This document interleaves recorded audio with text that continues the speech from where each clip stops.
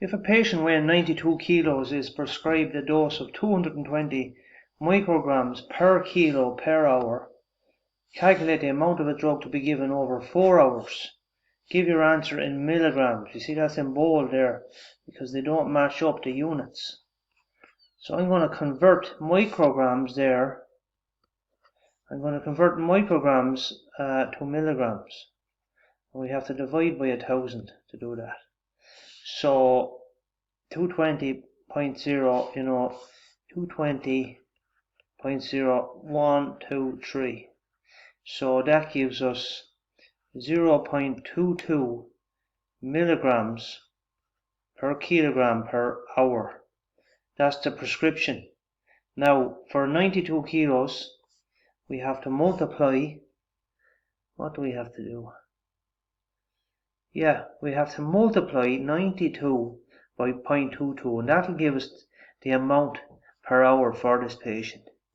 So I'm just drawing a little jaggy line down here, and I'm going to multiply 92 by 0.22. So we're multiplying by a decimal. Forget the decimal point till the end.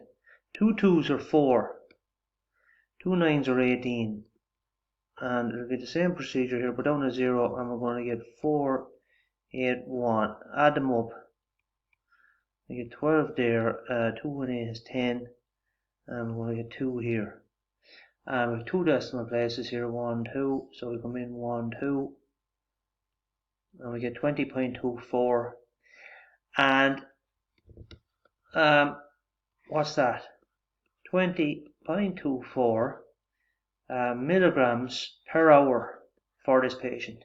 But we want to know the amount to be given over 4 hours.